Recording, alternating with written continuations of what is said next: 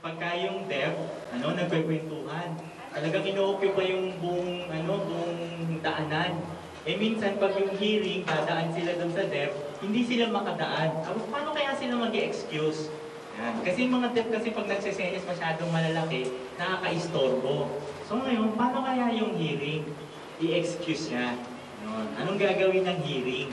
Pag mag-excuse siya na may magdadaan deaf, ay magdadaan siya sa pagitan ng dalawang deaf na nagsisyatehan, nagkwekwentuhan. Tingnan niyo yung example. Sila mga deaf sila.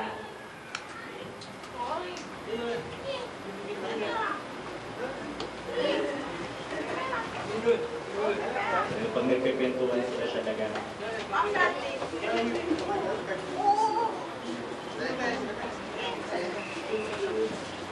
Nadaan ngayon sila. Ako ay makakadaan dito eh. Dami yung kwekwentuhan.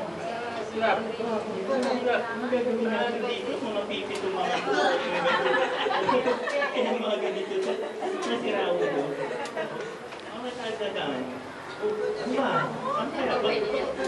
Uy! Hirap. Ano gagawin natin? Hindi pwede na kaya mga istorbo. Kaya, hindi ko pumorma. Kaya, excuse me. Teka, madaan.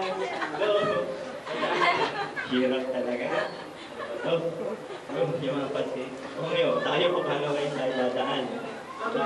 Una. Sige, babae ka naman eh. Paano kayo makakadaan? Excuse me, padaan. Naku, naiwan ako. Paano ako makakadaan nito? Mahirap to. Umalis na sila. Naiwan na ako. Oo, wala lang oras. Teka. Padaan na.